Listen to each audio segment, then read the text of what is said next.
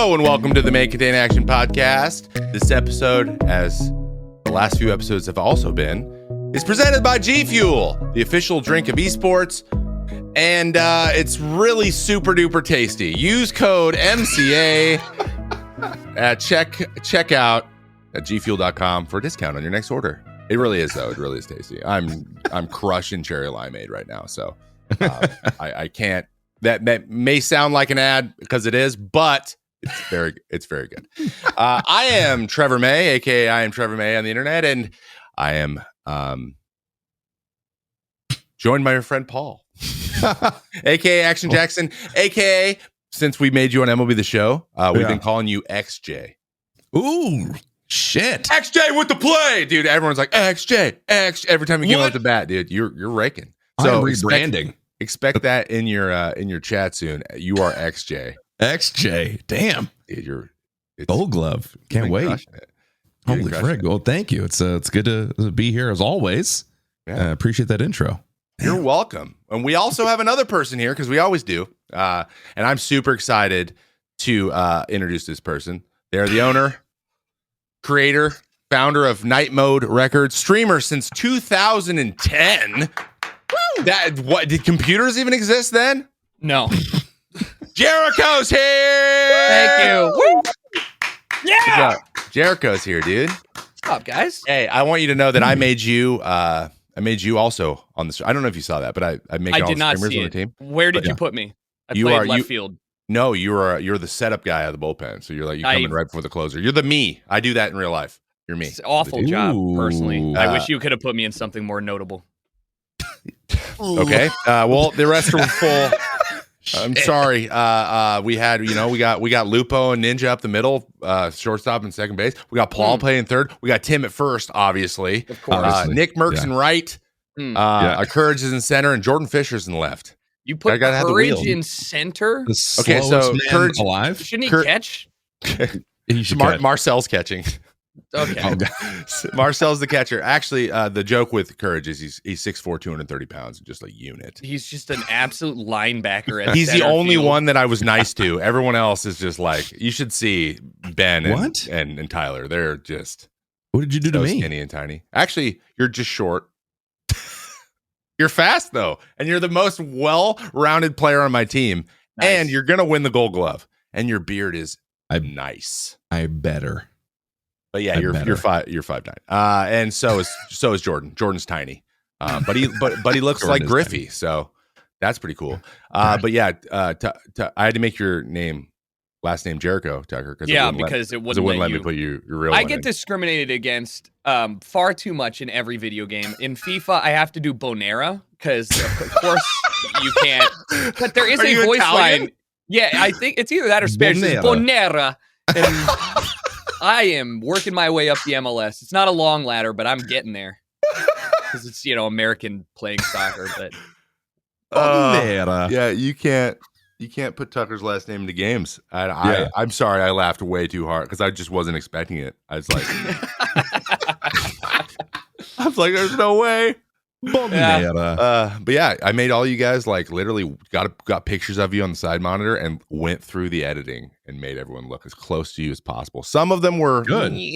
Some of them are weak. The team name? Oh, we're the Mariners. I made a franchise. So basically what we're doing is I picked a team that I liked growing up and that is very not controversial for me as a player. I'm a Mets player now, so I'm not allowed to really like other teams ever at all or speak kindly about them at all. So the Mariners are the least controversial team because they've never won a World Series. They've only made the playoffs twice in 50 years. So everyone's everyone's got a soft spot. We'd love to see the Mariners win because they never do. So I put us all in the Mariners to win the World Series with that. So better freaking win. There's still 10 more people I have to make, but you guys are created, and thank God I'm having an absolute blast playing it. Anyway, yes, it's not about me.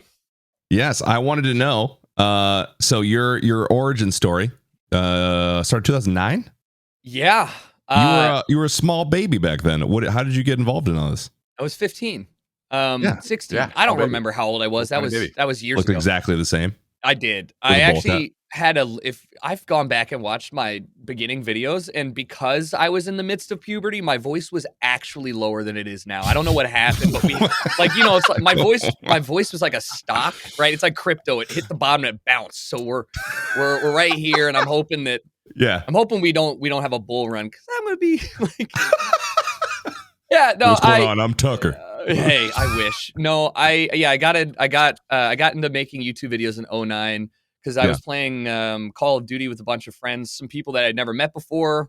They lived in California, all over the place, and I used to rant about how stupid some of the guns in Call of Duty were. And one of them was like, it's pretty funny, man. You should record yourself, and post it online. And I took my family's video camera and recorded over my sister's lacrosse footage and put that on the internet. Yeah, which I see in the background there. That camera there looks like the family camera. It did look like that, but that camera is a tank. The G30 had that thing for like 8 years. Great cam. Oh, damn. Really? Yeah. How do you even capture it? How does that even? This HDMI. Really, just straight in. Mini HDMI to HDMI, and then into your cap card. Oh, just the same way that it works today. And wow. Everything else. All technology has progressed except for that. Exactly. Literally. Where's HDMI 2, guys? Yeah, like what is even? Oh, damn. I actually think they have that, but it's something like that. It's like HDMI 1.1, which is like for 4K video. It's like, yeah, we've all been using the one because no one knew they had, just like Ethernet cables. No one knows there's different gauges. Oh, I knew that. I got Cat 9 or whatever in my home. Am I the one still on the fact that you ruined your sister's lacrosse career so that you could make videos about complaining about? She is actually on a scholarship for lacrosse right now in her senior year of college, so did not ruin it. Oh, also, did you say lacrosse career seriously? Yeah, like a straight face, or I've said it's a big deal in upstate New York. I just assumed. Yeah, about like the tri-state area and Maryland are about the only people that give a shit about lacrosse, and then everybody else is like, no, they just play hockey or any other real sport. Oh yeah, it's like field hockey.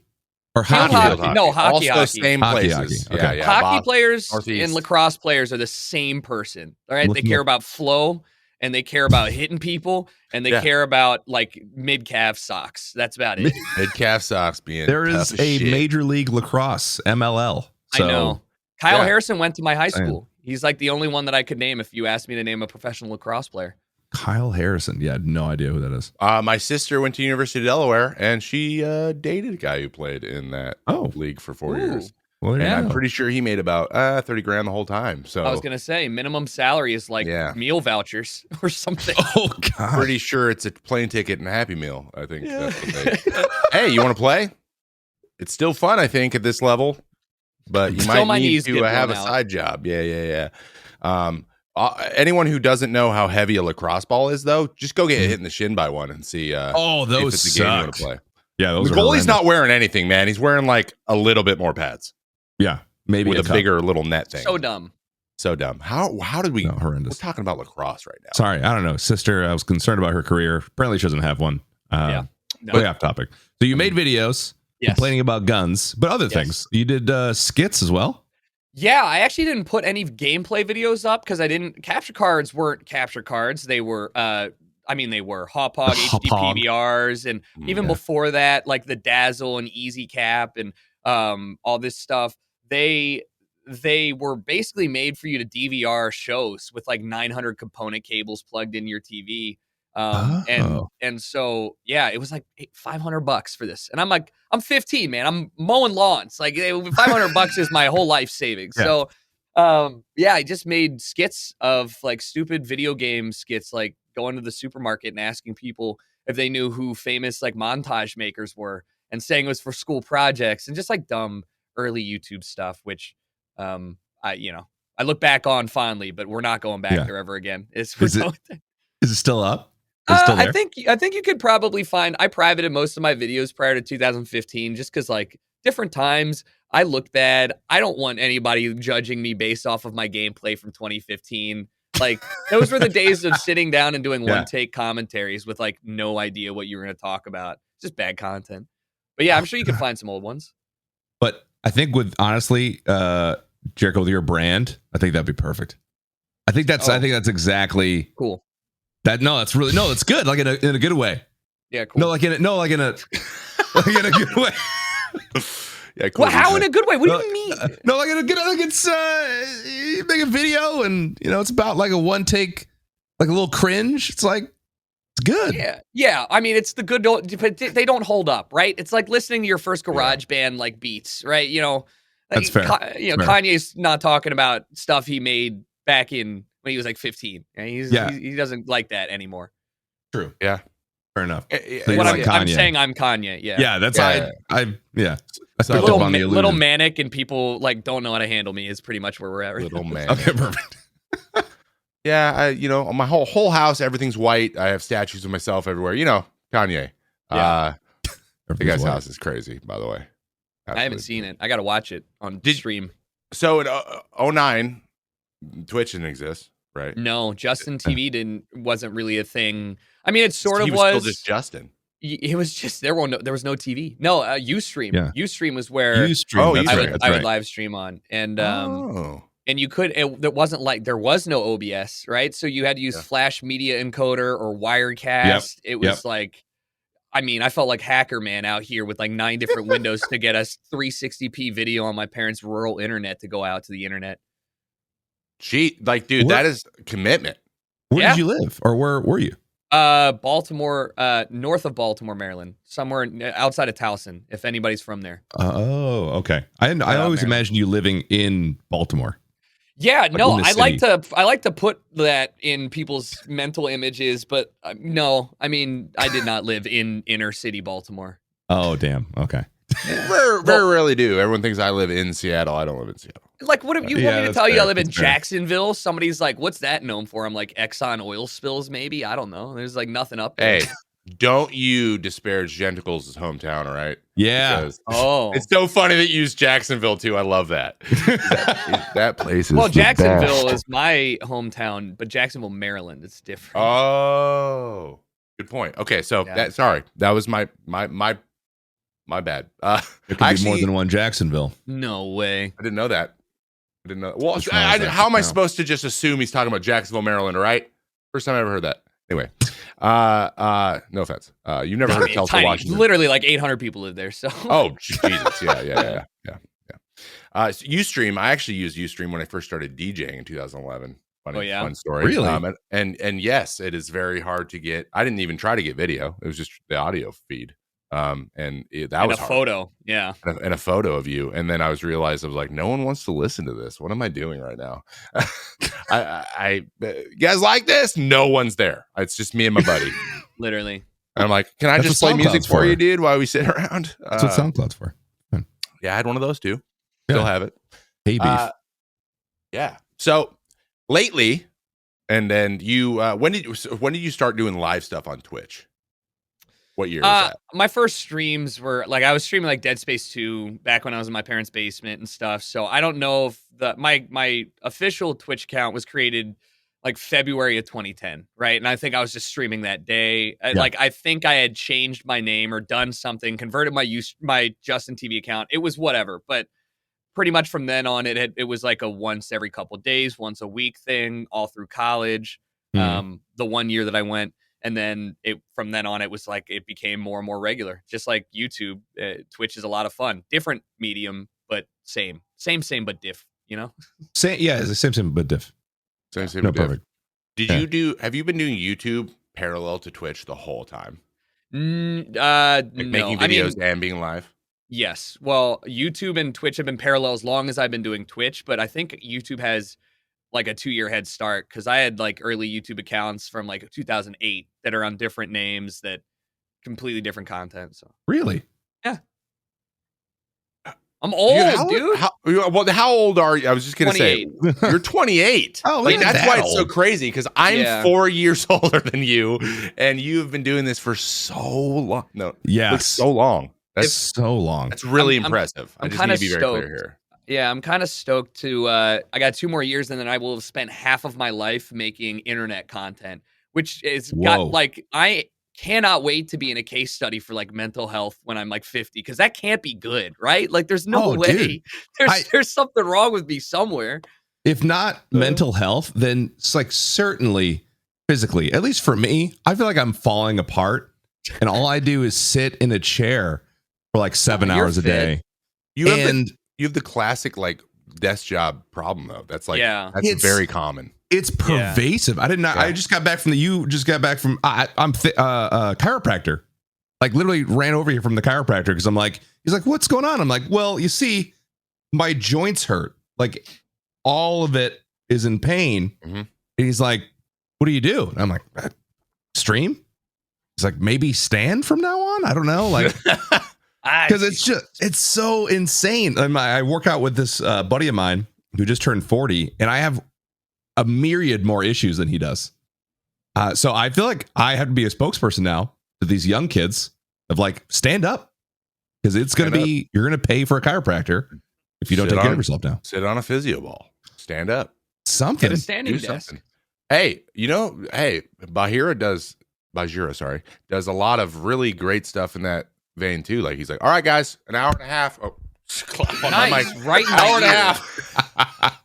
Hour and a half, guys. Time for our break. Let's stand up and like he like literally leads the chat too. Like where you are taking a break. Yeah, and he does weightlifting stuff and he talks through like being healthy and like it became some part of it because he played WoW for 12 hours a day for a very long time, and that so he's one of the guys I think that is doing a really great job in that side of things. But there's a lot of people that are like putting that into their content because it's relevant to them right now. It is. I mean, I feel like at least the older ones are. I don't know of any like, Zoomer.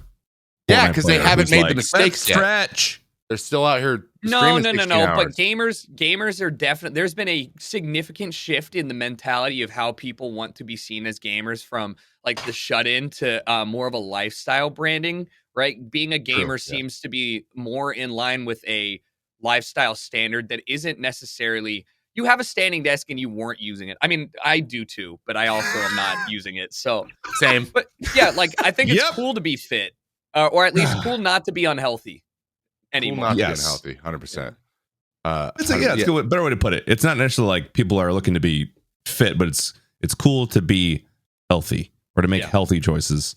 For sure. Yeah. But you made the comment about the mental health side of things. And that actually is really interesting to me because I myself have actually spent a lot of time thinking about mental health for several reasons. One, in the off season, I kind of just switched into like gaming streamer mode guy.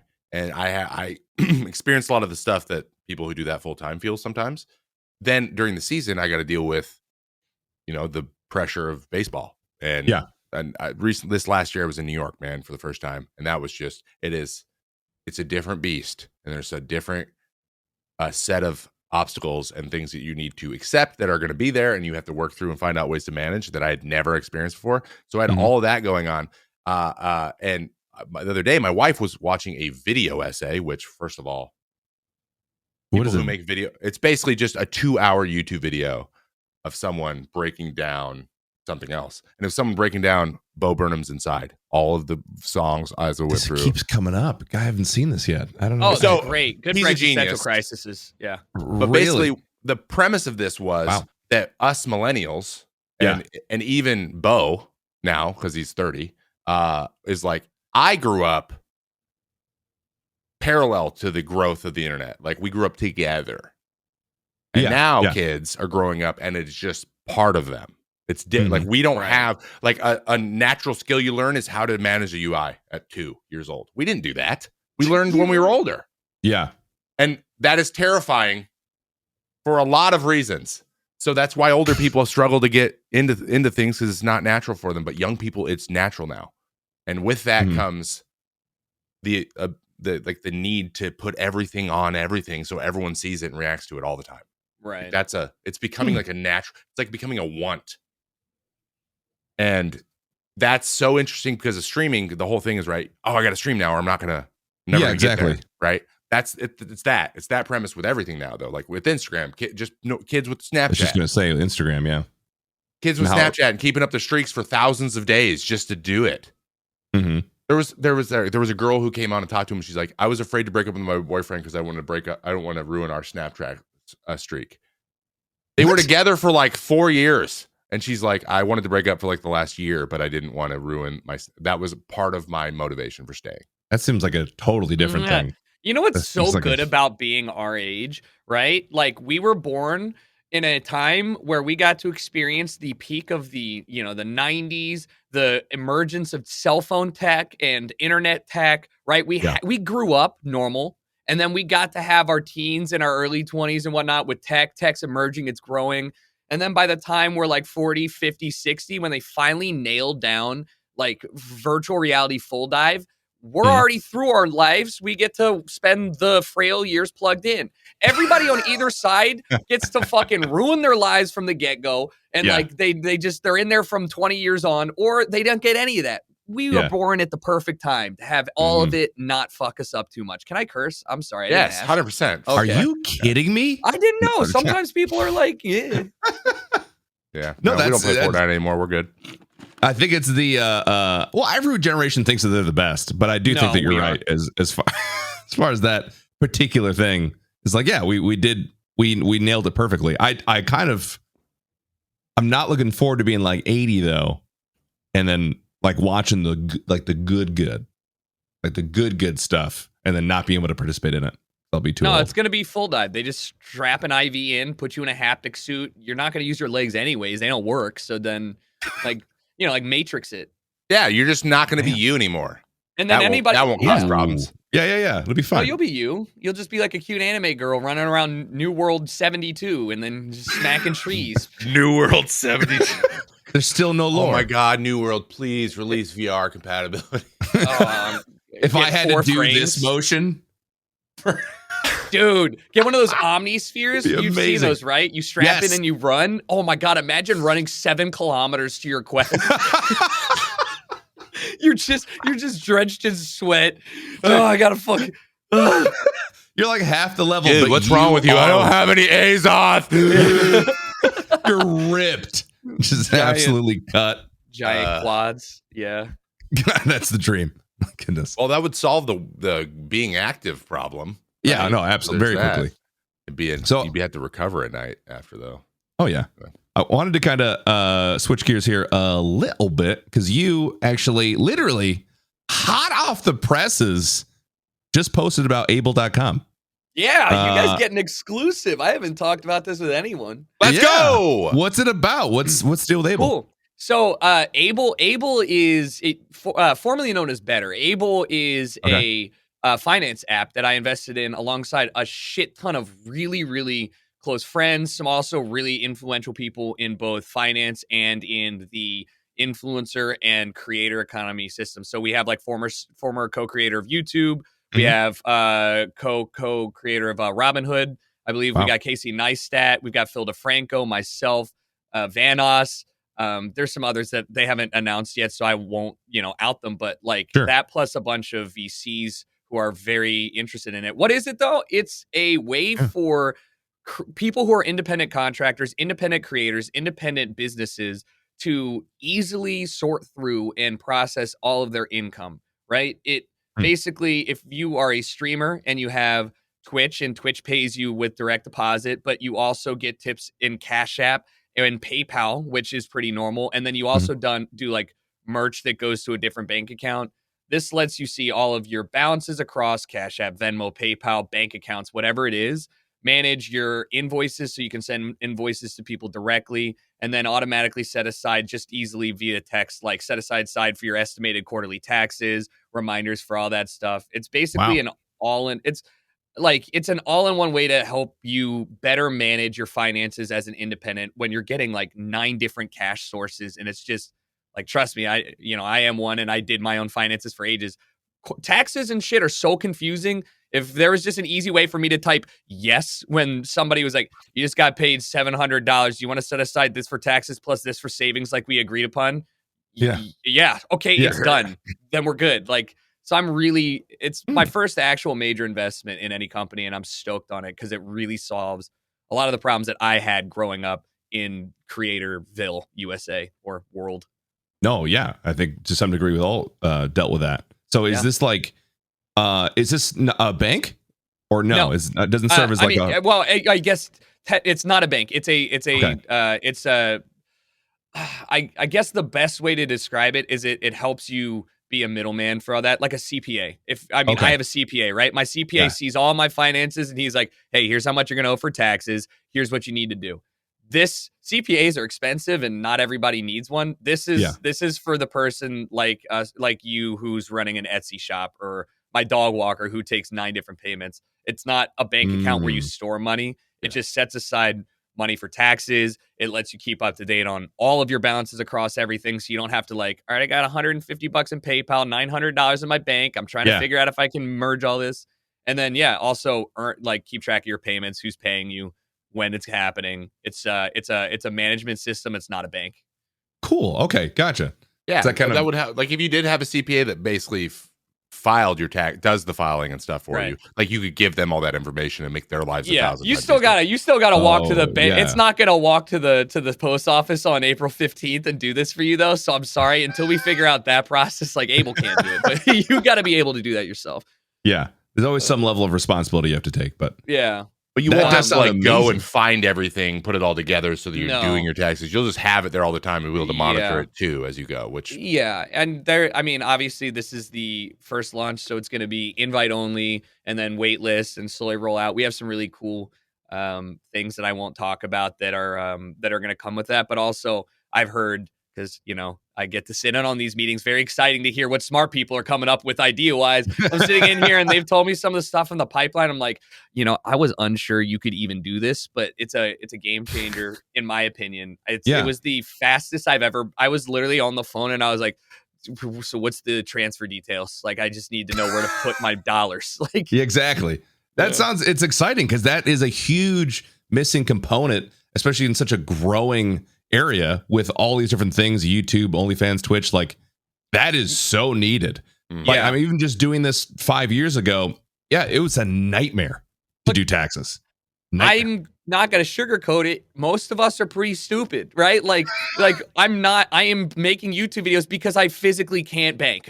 That's not in my skill set. Not your skills, dude. Right. So exactly. I mean, so like the amount of times right around like tax time that I see people do these like informative tweets, or you'll see something like, do I have to pay tax income on my tips? And I'm like, oh my God, you're just screaming into the void. So you're right. It's $100 billion industry as of last year, people who are independently running businesses, the creator economy. So, I mean, daddy's just looking for a sliver of the pie, but also help you out.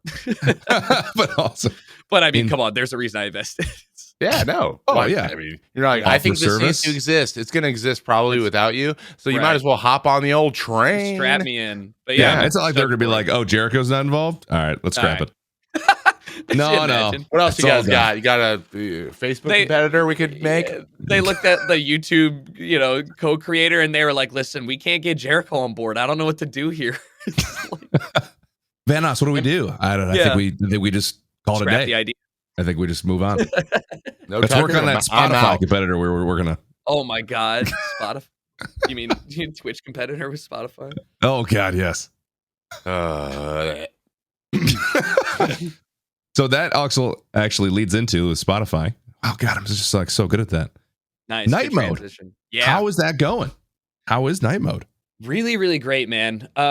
It's my record label that I started almost 2 years ago. Thanksgiving 2 years ago is when we launched the label, and since then we have put out, I think, you know what's funny? I should know this off the top of my head, but I don't. We've put out 67 songs across, I think, something like 40 individual artists. We've done entire compilation albums, remix albums, EPs. Singles, the whole works, and from artists like Feed Me, Unlike Pluto, Kiro, Eliminate. I mean, it's been probably the most enjoyable project that I've done since making YouTube videos. It is really fulfilling for me as somebody who loves music, but also somebody who really enjoys sharing music that I like with other people. So if you're a small artist, I'm like, thank God I get to break you as an artist. Like, this is great for me. Dude, that fits you so well, I feel like, because when we met, I think for the very first time in Vegas years ago, and we went to many for you, but like my first Dylan Francis concert. Oh yeah, we were hanging out behind him while he's like, doing his thing, DJing. And I was just like, and you were I could tell that you were so into it. This was like your world, and I was just like, can you just explain what's happening to me right now. Like, I don't know what's going on. Like, sometimes music still plays when he walks away, and I don't know how that happens and all that. And you were actually super chill about telling me all these things involved with the industry and how it works and how you got into it. So yeah, that makes a lot of sense. Is that part, that like love for music, a part of the reason that you started Night Mode? I mean, literally, I've always wanted to be in the music industry, whether it was an artist. Like, I tried to make happy hardcore in 7th grade using Fruity Loop Studios, like 4. I used to listen to like very like death metal was my shit growing up. And so natural progression, you go from death metal, and then somebody shows me this guy called Anger Fist, and I was like, what are these noises? And hard style. Like, eventually you just kind of mellow out and you get into the whole thing. But yeah, I was enamored with the idea of electronic dance music, to the point where I was going, when I was like 15, 16, I was going to these all ages shows in Towson, just to hear like the newest dubstep or the newest tracks that would come out. Really could show them. Yeah, because so I could then the IDs and stuff, right? Exactly. You couldn't even figure out what it was. Yeah. It's the cutting edge. Yeah. And it just tickled all the right things. So my love for music, and by extension, my drive to find new music and share it with people, was like hand in hand with the reason I started Night Mode. That and the fact that it's all DMCA free. So those. Yes. Oh, here first. Night Mode. You can play it. This happens, I think, a little bit too much here on the pod, but that just fired me up. Everything you just said. Were you the guy in high school that's like make the get all like I would get? I'm older, so I was like, yo, I got all the new. I got Dedication 3 before everybody, Lil Wayne, and I had it, and because my brother was way into music, he's 6 years older than me, and so he would always going and getting it early and giving it to me. So I was always like, hey guys, want to hear a bunch of new music you never heard before? That was me. I was that guy. Yep. The guy bringing the CDs to the party. I know we don't need CDs now, guys. I get it. I'm 32. I get it. I'm old. But I was very similar to that. But then EDM took over in a big way. And happy hardcore was the first thing for me too. There's just something about it. It's the energy, right? It's just so high and positive feeling you get. Well, you go to one of those concerts too. You just can't explain it. You're like, I like this because I've seen it live. If you see this live, you will listen to this regularly. Trust me. Yeah, it is. There is electronic music for everyone. I firmly believe that. But to your point of like the CDs, I had LimeWire in 4th grade. I was downloading songs, giving the computer viruses to burn, CDs for my friends, because I was like, all right, give me a couple songs you like, and I'll go find some that are like it, and I'll give it to you. And then like in high school, I made mashup music, like Girl Talk and stuff, and then sold the CDs for like $2 to people. So that so illegal. I love it. So illegal. And my DJ name was DJ Erect. And oh my god. And the MySpace page is still up, but like you can't. The music got deleted because of whatever. But the MySpace page is still up there. Is it just spelled the right way, or did you just do a funny spelling? Please. I think the official spelling was E-REKT. I knew it. Yeah. I knew it. Like E as in internet, wrecked as in get wrecked, kid. Oh, God damn it, dude. There's no way. Yeah, there's no way. My favorite, I mean, I was at EDC this past weekend, and my co-founder, my label co-owner, Dan, he's a co-owner of Disciple Records, which is like a dubstep label. He manages like Peekaboo and Eliminate and ISOXO, a bunch of these other people, some really great acts. And it was actually his idea to start this label. I've always wanted to do it, but like you can't just start a record label. That's not a thing anybody can just do. You need a lot of know-how. No, I mean you need not a lot of know-how into how the whole process works with publishing. Oh, fair. To do this, I had to learn quite a bit. Yes, obviously anyone can do it. You can just TuneCore yourself if you really wanted to. To be fair, actually, I do remember PM talking about it, because PM does our producer kind of handles a lot of the what we do in the high pass area, and I remember him telling me like it's a lot. It's a lot. There's a lot going on. It's fun to learn, but all that aside, it's I'm at EDC, and Dan's like, all right, I'm just here for today. Thank God Peekaboo's just playing both his sets today. EDC's from 6 p.m. to 6 a.m. for 3 days, right, in Vegas. Oh my God. 400,000 people. It's so much fun. It's like Disneyland. It's the Super Bowl of EDM. So I'm there, and he goes, He's like, "What's your plans?" And I'm like, "Not only am I camping at Camp EDC, but I am here from sun up to sundown all 3 days." And he's like, "I just don't understand." And I'm like, "Dan, our secret power is that you're really smart and good at running the back end of labels, and I'm really, really actually a fan and not tired of music. And everybody else in EDM is so exhausted." And like they're just like, it's just another concert. And I'm like, nope, fucking please put me on the list. I'm ready to go. Why are they exhausted? Like what? Why I are they just burned don't out? think. I just think you can love things and get tired. I get tired of video games from time to time, right? Yeah. But I don't know if I could get tired of music. Like there's always new music coming out all the time. Sometimes we're in a game drought and there just ain't games coming out. Yeah.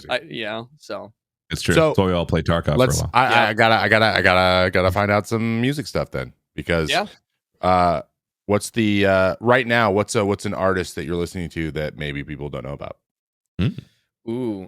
So I'm really big on this guy Knock2. He released the song Dash Star on our label this summer. I played that in my Minecraft concert. Just putting that out there. You If go. anyone listen to that. It was in there. It was great. Yeah, and I mean there's a whole group of people down in San Diego. I mentioned like ISOXO that are really revitalizing my love for trap music and bass music in general, because that was a genre that I fell madly in love with in 2011. That really got me into the scene in Los Angeles. I was going to like 4 shows a week for years, right? That's how I kind of broke into the like I didn't know any of these people in music until I went to all the shows always, and people started to like recognize like, who the fuck is this guy and why is he always here? He's always in the front row, like right in the middle. I mean, seriously. And like now I think literally my best friend is Cheney. Cray is her artist name, and she's dating another really close friend of mine, Keizo, who's probably one of the biggest like bass music acts on the planet right now. And it's just so it's like I'm unintentionally you just meet people, and as long as you're personable, I guess, and you're just normal, like they're just people too, and everybody likes gaming, so it was easy to hit it off with everyone. Is that how you met Dylan? Yeah, I met Dylan because I got a text from my agents, and they were like, "Do you want to do the Fortnite charity?" And this was in first year Fortnite. It was popping, everybody was playing. And I was like, "I'm not good, but yeah." And I saw Dylan, I think Dylan said something about Fortnite, and I like DM'd him, and I was like, "Yo, I'm doing this too." And he's like, "Oh, let's like be on a team together." I never talked to him like really directly. And then okay. Yeah. So then he came over, and we played Fortnite in my like little living room on like my secondary PC. And like, he's one of my favorite people. So fun to be around, and we just hit it off. Damn. I didn't realize that you guys hadn't met up until that point. Because honestly, the way you guys interacted in that was like these guys have been friends since childhood. Bro, like, which is the pre-event freaking interview, dude. Yeah. Funniest thing I've ever seen. I mean, that's like that clip, and in general, like I think you just answered why it was so easy to be friends with Dylan. Like I have a lot of the same, like we're kind of like the same person in a lot of ways. And so it was like just very natural to hit it off. I remember part of the reason that interview happened, I go over to Dylan's house to meet up with him. We're going to ride over together. And his friend, our friend, Kyle and Vinny are ripping shots at like 10:30 in the morning. And I'm like, fuck it, let's go. We get there, and there's a reason Fortnite has stopped doing open bars at the Invitational. And it's probably because they had us all show up at 11 o'clock. The event didn't start till 3, and there was an open bar down there. So we're getting shit housed. And then I bring beers like out to the up top, and Dylan and I are like awful at this game. So he goes, "If we get out first, like, you want to do an interview?" And I was like, yeah. We land, we're out first. Justine's over there, and she's like, "You guys want to hop on for the interview?" I'm like, "Yep." And then of course the infamous Dylan's like, "I'm gonna come real hard all over him" line. And I've never seen Justine not hold it together. Like, they just cut away from us and then went to commercial. It was so good. So if you haven't seen that, watch the clip. The best part is 100% her reaction to it. Like that in the crowd, which is full of kids. It's like you hear everybody like, "Oh!" her reaction, and then when he says it, and she doesn't like laugh. She goes like first, and then he kind of like smiles, and then he looks at you, and you're like, my head is in my hands because I'm like, oh, he's trying to get like validation, like, that was cool, right? I said that. Yeah, I said it. I was like, no, it was just phrasing. It was so good. funny. Oh, but now it's now it's just absolute. I mean, at the time it was gold, but now it's Oh my gosh. you search Jericho and Dylan Francis, first thing that pops up, 100%. That's awesome. I actually wanted to expand just a little bit, just to shift it back. Best show. Wow, I really can't give you that because, like I said, I've been to hundreds, but I can tell you that there are artists that I will always go and see if they're in town. Rufus Du Sol is one of them. Oh, I will spend money every time.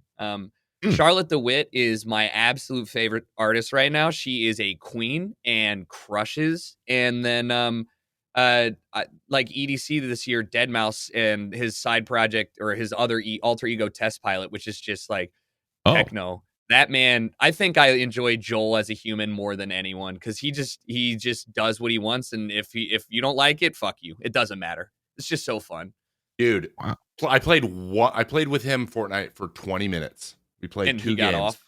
Well, he was just like, "Oh, guys, I gotta take off," and then everyone's just like, I think it was Ninja, and they were just calling him Joel. And I was just like, "This is the craziest thing." I didn't say a word. I was like, "I am fanboying harder than I've ever fanboyed my entire life. I came frozen." Yeah, I'm playing with Deadmau5.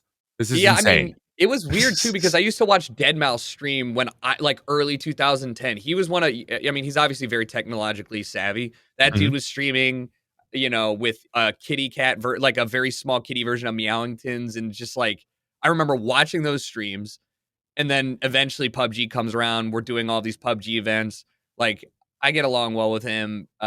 I like people think he's an asshole, and I guess he is, but like he's just very frank and matter. He's easy to get along with. Like it's hard. He's not very hiding straightforward. shit. There's no filter. Yeah. He's just like, Yeah, exactly.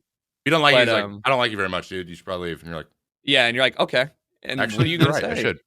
You're right. I had that vibe too, but you just said it, so I'm all right. Yeah. Confirmed. See you later. Is that what he said to you, Trevor? No, it didn't say anything to me. I don't know if he knew I was there, but Trevor, I know I was there. Everyone knows you were there. I'm not 6'9". I want to be smaller. But so you have your favorites. Rufus Del Sol, never seen him, but Oh man, I can only imagine. so good. Yeah, I mean seeing Pendulum play Pendulum's at amazing. Ultra in 2014 was like fan fucking tastic. Were they Pendulum or did they do a back to back with Knife Party first Knife half, Party. Pendulum second half for a 2-hour set? I was like, poor Rob Swire. And then so tired. yeah, like I really enjoy like seeing weird. I like seeing shit that's weird too. There's fun things to go and dance to and things that I like, but like Aphex Twin, seeing Aphex Twin at Coachella a couple years ago just like hurt my brain in the best possible way. Or like G Jones and EPROM, just the like AM/FM radio sounds that you never thought humans could make, but they're just so cool. You go way out there.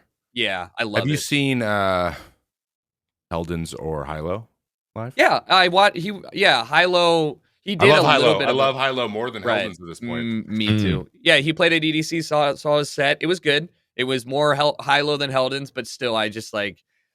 There's a lot. There's other people that I would rather see. He's a good guy though. You know everybody. Yeah. Seriously, really do. I could ask you questions about this, but I mean, I think Del Sol, I think I'm looking for. I haven't been anything in so long. You need to get out. I'm going to a show tonight. I'm going to R.L. Grime, who does his Halloween mixtape. He's doing it live at the Palladium in Hollywood, and then Boys Noise is there, and then 2 artists that released on our label, Johns and Jewels, are playing the opening slot. So, that's amazing. Yeah, that's super cool. Really amped for that. Yeah, dude, didn't we all see Tucker? I don't think Tucker wasn't there, but last time we were in Vegas. Oh, Paul, you weren't with us either. I just realized. I didn't go to that. It was Fear. It was Justin. What about Justin? Justin Katz we went to R.L. Grime. He knows yeah. That's right. Yeah, that's what it was. Okay, yeah, but we all went and saw him last time. That's the last show I went to, and he was. What was he doing? He was playing the show, which I think he had a residency or some sort of several show thing. So he like knew he's like, oh, and then Tim was up there in the box with him. So he'd step back and then they'd talk about WoW Classic. And he had to get back to, and I'm standing there. I'm like, you dude, he's just coming. He's like, yeah. So like leveling takes forever. 1 second. Played the next song, got it going. Then he got to step back, start talking to him again. It was hilarious. It's so good. Yeah. I think that what goes on in the DJ booth is oftentimes like far more weird than you think it is if you're just like watching. Like whenever you see somebody like looking back and talking, probably not talking about literally anything related to the show. It truly, the things that I've like had full conversations with somebody, I'm just like talking about, I don't even know, like talking about dinner the last night. It's like unimportant. It's just talking because they get bored up there sometimes. Yeah, I mean they're sets for hours, so like more often than you think. I think, especially guys like, I mean, I went and saw Tiesto at Omni. I like Tiesto, right, generally, but like you could just see he's like, just like I'm doing the same. Like I'm so tired. I'm so tired, and I've played this same show so many times. Right. And it's so hot in here because that place gets so hot, and there's so many people. But you know, and I don't blame him though. Like, what is it? Armin van Buuren. He like disappears off stage for a bit because trans songs are like 45 minutes long, and so he goes and eats like some saltine crackers and a banana. He's like got it down. He's like an athlete. Yeah, he literally is the whole time, and it can actually like be excited because he knows that's a big part of it. So many guys burn out, man. It's hard. I feel like just a hard right turn as we kind of finish up here a little bit. I would be remiss if I didn't at least mention the fact that Tucker, you come up often whenever me and Trevor talk because we always talk about. I can't remember whose it is, Trevor, but the roast. No, it's his roast. He was the year before Tim's. Yeah, it was your own roast. That's right. My roast. And maybe I don't know if I get the line perfectly right, but he says it all the time. But I watched yours in order to prepare for Tim's, which I think went really freaking well. It did. Yeah. But when you got up and you were talking for the first time to roast people, and you were like, so, you know, and it was like the first year they had affiliates, and you're like, so there's like an affiliates line outside. You know, so I ignored them, but then you said, "What's next? We're gonna treat mods like people." Yeah, and I'm like, okay, there's no limits here. Like I can attack anybody. Yeah, I mean that's like my favorite shit too because I think I've been like I'm kind of always like that, and I think that it really is enjoyable when you get to dig at like mods or affiliates or like the janitors or whatever you want to call them because it's all in good fun. But people did get mad at me for that, and which I didn't care. I won't remember your name, you know, but like. You're like the premise stands. Yeah, I'm like everything is going according to plan. Thank you. Exactly. I won't remember your name, which is the point, I think. Yeah, that's what I said on stage. That still applies. Yeah. Yeah. It's too good not to bring up because you talk about that all the time. Well, treat mods like they're people. Oh yeah. This is too good. You inspired us. You inspired us to do good. My God. Us to do good. We actually have here before we finish up. You used to produce videos from Machinima. Yeah. Paid you top dollar, didn't they? Oh yeah. I mean, hey, for a little bit of time there, I actually would have liked the $2 CPM when we were doing that Adpocalypse. I was like, hey, wait, come back! Like an abusive ex. I was like, please give me the teat. Yeah, no, I was with Machinima and then had to sue them to get out of my contract, which was not fun. Oh, yikes. Now, what do you mean? Suing people is just always a great time and situation. It was like all the money I had that back sounds in so much money. Yeah. In college. It was like $11,000 because we didn't even go to court because it was in California and there's no perpetuity law Like really? You can't have a perpetuity contract in California. I don't think you can have it ever. It's slavery.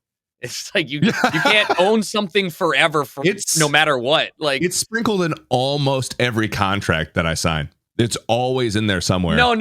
A perpetuity contract for your person. You can have person. You can have ownership of content produced in perpetuity. Yeah. Like we have. Yeah, but you can't own somebody's brand in perpetuity forever. Like that's not a thing. That would be there. Yeah, that sounds like slavery. Yeah, that's it's like I can't ever work ever again without giving you money now. Like what does that mean? No, now dance in front of the camera. Yeah. So glad that's over with. That's crazy. There is actually a weird a spinoff of that's actually happened in baseball in the last few years. Is you can IPO yourself almost. To where a brand comes and says, we want to buy 10% of your projected value. And the money, but that it's very specific and it's not in perpetuity because it's very specific to baseball and playing on the field. So any contract that is signed in the traditional way as a player, if you sign up every player contract, you owe them 10% of all of your contracts for the rest of your career. So what they're banking on is you making more money than the money they give you. 10% is going to be worth more. That's kind of cool. I like gambling with myself. I mean, I would have awful mental about it, but like in concept, I'm in. Yeah, it gives you a little security, and then you also have to be confident. Actually, it's the opposite. You're like, well, in order to win here, I have to make less than that. So you're not betting really on yourself. You're kind of just going into safe. It's safer for the player. You're trading long-term stability for short-term payoff. Exactly. And to be honest, it's not happening as much, but or other way around. It's very interesting. It's just an interesting way, and I know that there's some people kind of like starting to dance around now that content creation is becoming something that's maybe a little bit more projectable at times because it was just it's been the Wild West for a very long time. But there's guys who are kind of like just they get W's everything they do now just because they're so big, and now they're like huge funds and stuff are starting to like, should we try to buy this guy's 10% of this guy's brand for 20 million because he might be the biggest content creator ever, right? Types of that. Yes. I know that's being like, people are trying to figure it out. Those finance guys. Right. Everybody's trying to work it out. But it's very interesting. So yeah, that you won that, right? You won that, Sue? I'm fairly. I don't know if I can. I don't know if I can guarantee this claim, but at the time I was pretty confident, and I'm pretty sure I am, or was the first person to sue them to get out of the contract. Because then after that fact, I know KSI did. I know like $2 did. I know All Sham No Wow did. Like there were a bunch of people that ended up suing, and then eventually Machinima was like, "Well, we're just wasting money on legal fees here. If we're not going to enforce it, they basically just were like, all right, well, if you want to take us to court, and then you're like, here's my lawyer, and they're like, fuck, like, so they got tired of doing that. And they're like, okay, never mind. You win. You always do. They eventually let people go then? Eventually they let people go, and they had a huge changeover in who owned Machinima and all yada yada. Yikes. You did that. That was you. So before we go, let's touch on right now. So streaming right now, you do a lot of variety stuff. I see you playing all kinds of different games. When you would pop into Tarkov was one of my favorite times to stop in. And you do... What is it? The best of the internet, or what is the a little thing I call premium internet? It's just me looking at Reddit and whatever videos people want to send in, weird shit. That's the dream right there for I think everybody. We would love to just have people give us stuff to react to. Stay out of my lane or something. No, it's only me in here. Nobody else on Twitch has ever done this. All right, I am. We're gonna do weird baseball videos because Tucker doesn't give a shit about baseball. There we go. True. But you can catch him on Twitch, Jericho. And what days do you stream mostly? Every day. Schedule right now? Every single day. Every day, 1 to 7 Pacific, pretty much. 1 to 7 Pacific. Check him out there. You can also find DJ Erect on Twitter and Twitch at Jericho. Instagram at Jericho. Doesn't matter. You can find me there or not. I don't care. Just type Jericho. He'll probably be the first one. And if you're a mod, he won't talk to you. And if you're a mod, don't tell him. If you're an affiliate, my God, no. You can find his record label Night Mode all over streaming platforms like Spotify, Apple, YouTube, and also don't forget about Able. Keep up with that. It is kind of literally new as of 3 hours ago. Yeah, so. It's exclusive as of right now. Just pay attention. Pay attention. Before we go, do you got anything to plug? Anything coming up? Anything cool? Any events? Any charity? No, you guys nailed it. Thanks for having me on. It's always good. You guys are great, and I love you both dearly. So thanks, bro. Until next time. Man. Thanks for coming on. We appreciate it. This has been the May Contain Action podcast. You can listen to the full episodes on Spotify, Apple, Google Podcasts, and watch highlights from the show on our YouTube, May Contain Action. Thank you guys so much for being here. As always, we will see you next week on the show. See you later. Bye.